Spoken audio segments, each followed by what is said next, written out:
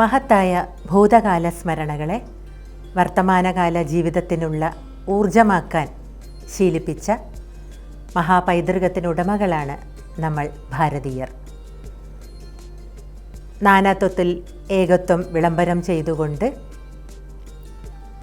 ജ്വലിച്ചു നിൽക്കുന്ന ഭാരതീയ സംസ്കാരം ലോകത്തിൻ്റെ ആദരവിന് പാത്രമായതും അതിൻ്റെ ഔന്നത്യം കൊണ്ടാണ്. ഈ ഒരു സംസ്കാരത്തിൽ ഊന്നിക്കൊണ്ടുള്ളതാണ് വിഷു ഉൾപ്പെടെയുള്ള എല്ലാ ആഘോഷങ്ങളും.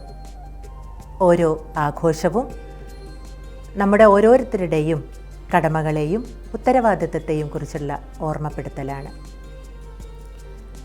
വിഷു ചരിത്രപ്രധാനം എന്നതിനേക്കാൾ വിശ്വാസപ്രധാനമാണ്. പതിറ്റുപത്തിലും ഭാസ്കര രവിവർമ്മൻ്റെ തൃക്കൊടിത്താനം ശാസനത്തിലും വിഷുവിനെക്കുറിച്ചുള്ള വ്യക്തമായ പരാമർശമുണ്ട്.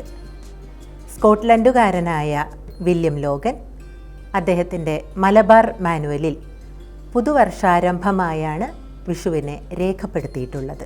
പച്ചക്കറി വിളവെടുപ്പ്, പ്രത്യേകിച്ചും വേനൽക്കാലത്തെ പച്ചക്കറി വിളവെടുപ്പ് കേരളത്തെ സംബന്ധിച്ചിടത്തോളം, കേരളീയരെ സംബന്ധിച്ചിടത്തോളം ഏറെ പ്രാധാന്യമുള്ളതാണ്. പച്ചക്കറി വിളവെടുപ്പ് എന്നാൽ കേരളത്തിലെ കർഷകരെ സംബന്ധിച്ചിടത്തോളം അവരുടെ ഉത്സവമാണ്. പഞ്ചഭൂതങ്ങൾ കനിഞ്ഞനുഗ്രഹിക്കുമ്പോൾ കർഷകൻ്റെ മനസ്സാണ് ആദ്യം വിളയുക. ഈ പച്ചക്കറി വിളവെടുപ്പിനെ കുറിച്ച് ആശ്രിയക്കാരനായ സഞ്ചാരി ബർത്തലോമിയോയുടെ കുറിപ്പുകളിൽ അദ്ദേഹം വ്യക്തമായി പരാമർശിക്കുന്നുണ്ട്.